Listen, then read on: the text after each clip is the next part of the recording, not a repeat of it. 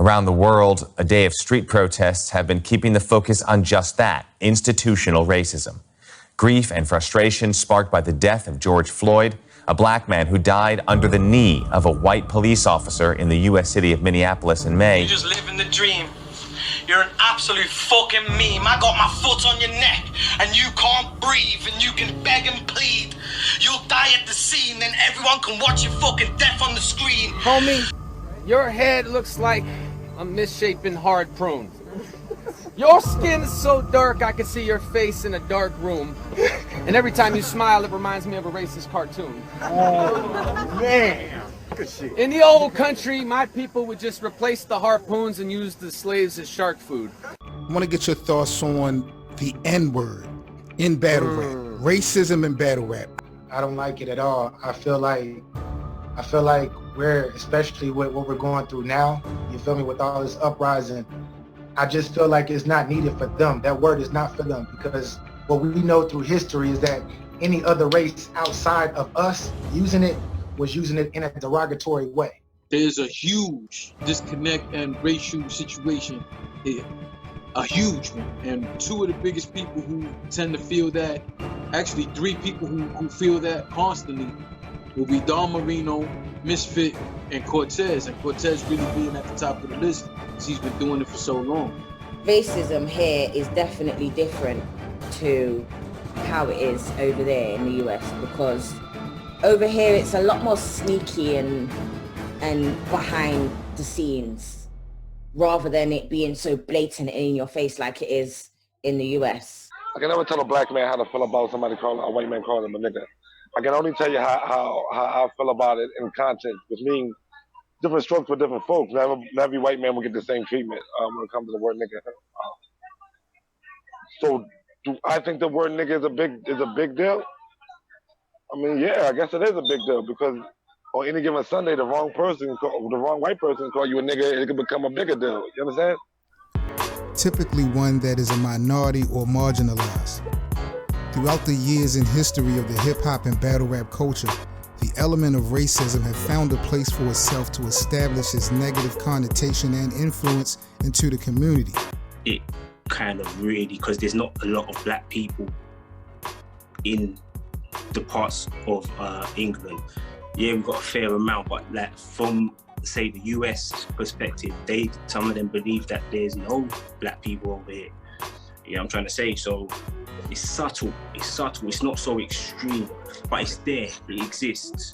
Do you get what I'm trying to say? That, and in this battle rap thing, it's kind of like, that's the only kind of platform that the white ones, they've got to kind of express themselves without maybe getting a punch in the face, or, you know, like, I don't know, they can get away with a lot. It's their country, like, it's their kind of like setup and things.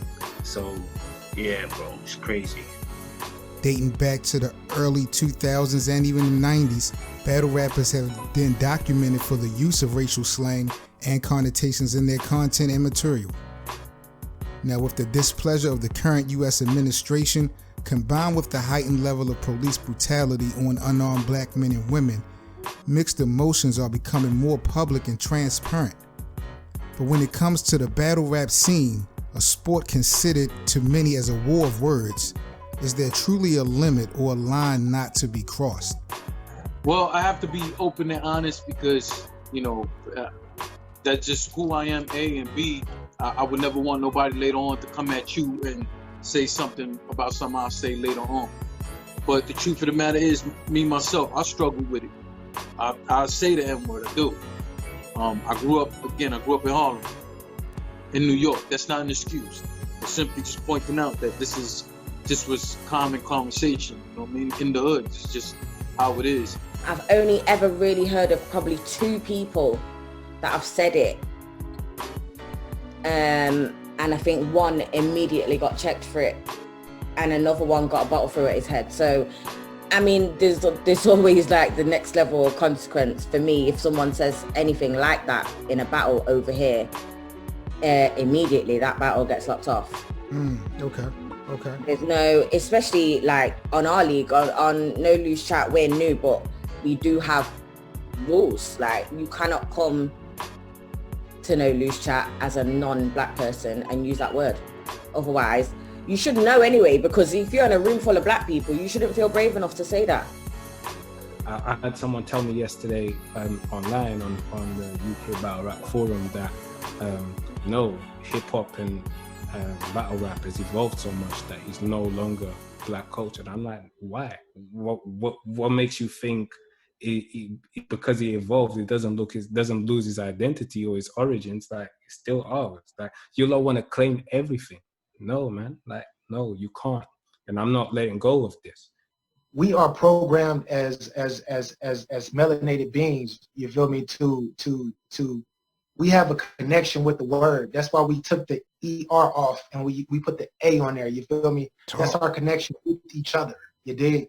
When another race actually tries to infiltrate that, we're already subconsciously programmed to want to take their heads off. So I'm not trying to hear you say that, because I am programmed I'm programmed, I'm not gonna front. I'm programmed to not respect anybody that uses that word outside of people that look like you and I. When I decided to do the 30 for 30 on racism and battle rap, it was kind of crazy because it allowed me, or really put me in a position to kind of look at myself and what I was not doing with my platform to bring awareness. Fuck it, I'm gonna take the gloves off and keep it all the way 100 with you. Like, these people on the internet that's campaigning how evil the word nigga is, don't do nothing for black folks. They won't even do shit for their brother and sister. So I know they ain't doing shit for no random black person. So do you believe that they deserve a voice to even tell another black man what he should and shouldn't do? I don't think so. You gotta start from home. Exactly. Like, you're not holding down no black people. So don't tell me what I should do when I'm in a situation that involves a black person. When you ain't doing nothing to do it. You're not in no marches. You know, you ain't doing shit. Me neither. I'm not in the city hall doing no marches either. So I'm not here to tell nobody else what they should do when it comes to another black person, bro. It's all opinionated on self. Historically, bars about dead people, children, have plagued the scene with little to no repercussions. So how will this matter actually fare different in the eyes of the battle rap community? Can the punishment actually fit the crime for these actions in battle rap? Who should be responsible for restoring the order and upholding a unique standard of excellence for the purest form of hip-hop?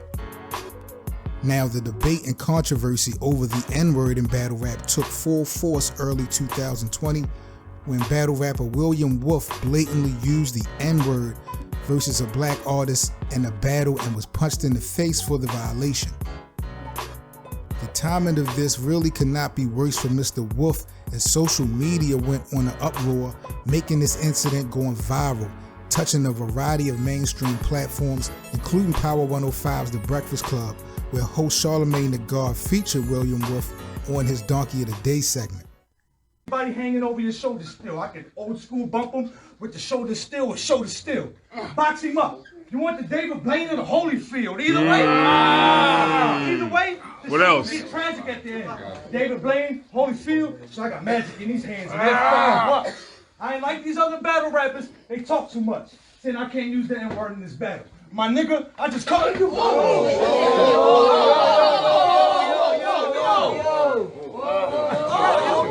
Now, the William Wolf, for example, I'm not going to be heavy on it, but the William Wolf thing, I know William Wolf. William Wolf is not racist. There's nothing racist about William Wolf. And to keep it a buck, he says nigga all the time. In front of me, not in front of me. He says it in the hood with other black folks before I even came in the picture. You know what I'm saying? Right. So William Wolf got the pass from he got the pass. Now, does his pass transfer over to other black people? I mean, of course not, because everybody give him the pass. But as far as in battle culture, what can you tell him he can't say? I mean, he said nigga in a sense that he wasn't being disrespectful. Well, I guess he was being disrespectful, but he wasn't being racist when he said it. But I mean, I guess you can say you're being disrespectful because the boy told him not to say it. But we call white people crackers and shit all the time. So when in battle rap, we had, like, when did we decide what can be said in battle rap and what cannot be said in battle rap? And when it comes to the N-word in battle rap, the shit is selective because we done seen a lot of motherfuckers over the years get a pass, and then sometimes people use it and the shit, people go crazy over it. I seen a battle where a white boy did a whole racist angle, talking about how his ancestors enslaved the white blacks, had them picking cotton, had them, and nobody punched them, nobody did nothing. There's another situation happened on URL where a white boy said, half my kids are black, I've been sonning niggas all my life. Nobody snapped on him. He got crowd reaction, actually. Right. And then disaster, says nigga. So people pick and choose who can say it and who can't. So now culture of battle rap as well as in hip hop. Yeah, the fair consequences of that is because obviously you don't know who's racist when these guys first come into the scene or whatever the case. So, but should it get to a point where somebody drops that, I think that, yeah, you need to be missing a lot of battles. You don't need to be coming to no events. You know what I'm trying to say? That's you tarnished. It's like a blacklist. You've been blacklisted now. You know what I'm trying to say? It's ironic how it's blacklist. You know what I'm trying to say? Guys are dropping the N-bomb. Yeah, so if you drop in the N-bomb in any form of battle, that's you. You're done. Forget you. Cancel culture is a big thing right now. So I'm pretty sure everything I'm about to say, some people are gonna say, "Yo, cancel this dude." You know what I'm saying? But I'm gonna say it because it's just how I feel. I feel like there's this big disconnect in the world, but we're talking about battle rap where people who identify with different forms of black people feel like they can't be racist, and that's dumb. In my opinion, that's dumb. You know, they'll come out and say, "Oh, you can be prejudiced but not racist." Go look up the definition of racist. Prejudice is a part of that definition. This is all culture. And you, fair enough, you can participate in it, just respect it. That's a fact. I'm not asking for much. I'm not telling you you're not allowed to be here. All I'm saying is respect it. It's as simple as that. You go to someone else's house, and if he tells you you need to take off your shoes, you're going to take off your shoes. Respect it. That's all. Well, since this is our culture, you dig? I think that a battle rapper should be banned. Like, I think they should be put the fuck out of here.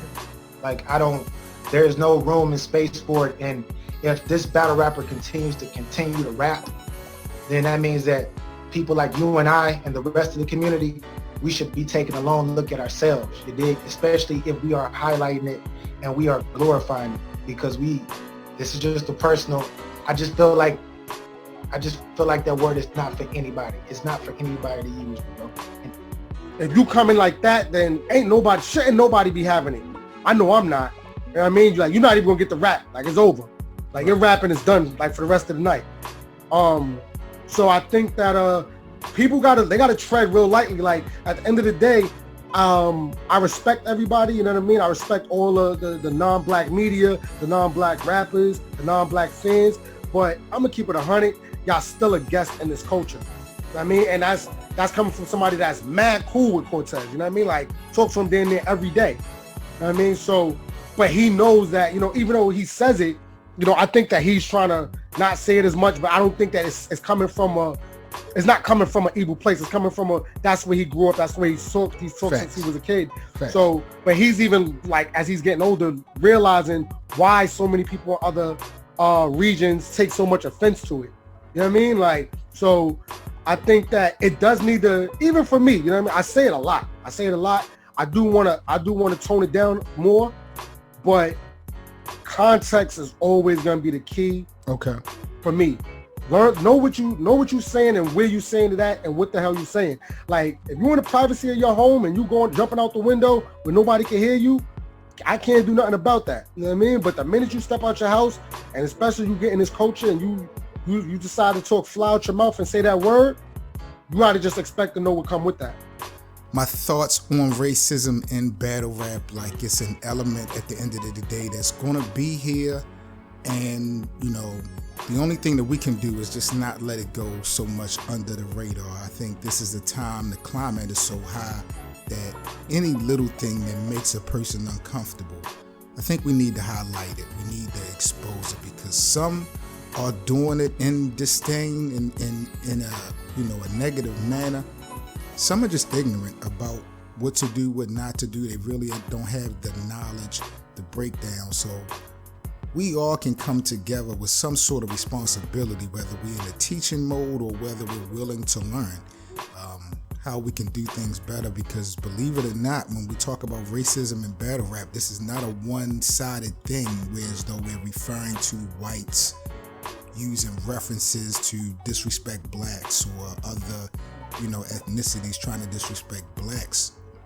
The same goes all across the board, blacks included. Like, if you are using cracker bars constantly, like to me, that's a sense of racism or spit when you're talking to a Latino, you know what I mean? Like, we've seen these scenarios happen in battle rap and, they go all under the radar. So it's definitely important not to think that this thing is only happening to blacks. As a people, it seems like we all have this negative energy inside of our DNA. Unfortunately, there's going to be times when people like me, league owners and people involved in the culture can't regulate the consequences, because someone's going to say something and something bad's going to happen. Because look at the climate outside. We're fed up of being called niggers by white people. Do you understand what I'm saying? So it's going to get to that point and get back to how it used to be back in the day for us. You got called a nigger, you thumped a white person in the face. Anyone called you a nigger, you punched them up. But as professionals in this kind of setting, we have to think differently, because then if we start like smacking up battle rappers now, it becomes a whole different thing. I'm one of the most disrespectful battle rappers there is, bro. I say whatever the fuck I want to say.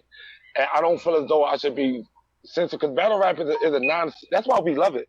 That's why we love battle rap. That's why most of us gravitate towards battle rap more than we'll gravitate towards industry music, because industry music is censored. Battle rap is not. It's raw. It's straight there. So we love that. So, I mean, yeah, the George Floyd line is racist, and yeah, he should have been punching his mouth. But can we actually tell him he can't say that? Nah, I don't think it should be consequences. Unless the person who you said it to took offense to it and he punched you in your mouth. I mean, that should be the only consequence that I see. As far as outside parties stepping in and trying to give a battle rapper consequences for speaking how he speak. Come on. We got Cadillac Ron that was been saying racist shit for years.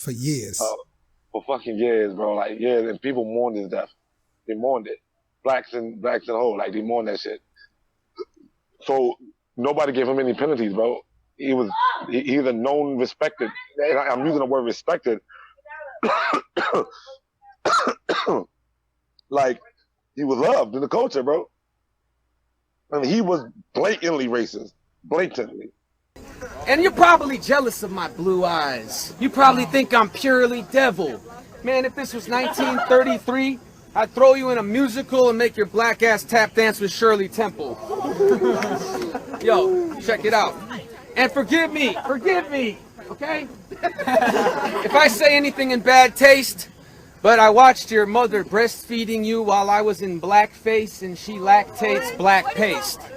Yo, hold on, please, quiet down.